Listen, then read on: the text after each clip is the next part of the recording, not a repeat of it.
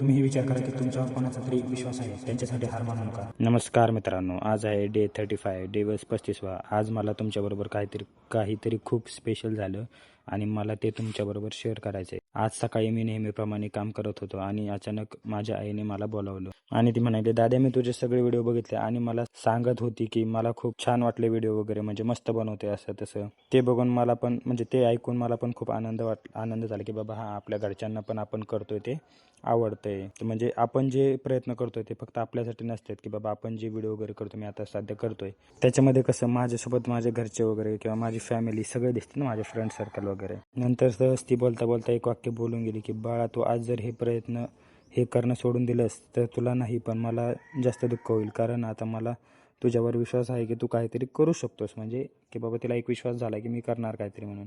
मित्रांनो, त्या क्षणी कळालं की आपण जे करतो फक्त ते आपल्यासाठी नाही तर आपल्या आजूबाजूच्या लोकांना इन्स्पायर करण्यासाठी करतो, त्यांना होप देतो आपण.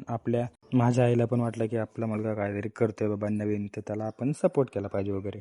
आणि हेच तर खरं मोटिवेशन आहे ना, की जेव्हा तुमच्यामुळे कोणाच्या तरी आयुष्यात बदल होतो. आज मला रिअलाईज झालं की या 60 दिवसाच्या चॅलेंजमध्ये फक्त मी स्वतःला प्रूव्ह नव्हतो करत, तर मी माझ्या घरच्यांना किंवा माझ्या फ्रेंड सर्कलला आणि तुम्हा सर्वांना दाखवत होतो की कन्सिस्टन्सी आणि डेडिकेशन काय असतं. तर आज माझा तुम्हाला संदेश आहे की तुम्ही जे करताय ते फक्त तुमच्यासाठी नाही, तुमचं कुटुंब तुम्हाला बघतंय, तुमचे मित्र तुम्हाला बघतायत, तुमचे आवडती माणसं तुम्हाला बघतायत. तुमच्या कन्सिस्टन्सीने, तुमच्या हार्डवर्कने, जे तुमचं डेडिकेशनने तुम्ही त्यांना इन्स्पायर करता. मग आज माझ्या आईमुळे मला एक नवीन एनर्जी भेटली. तिने नवा एक पर्पज दिला की आता हे फक्त माझ्यासाठी नाही तर हे सगळ्यांसाठी आहे आणि माझ्यावर विश्वास ठेवणाऱ्या प्रत्येकासाठी आहे. तुम्हीही विचार करा की तुमच्यावर कोणाचा तरी विश्वास आहे, त्यांच्यासाठी हार मानू नका.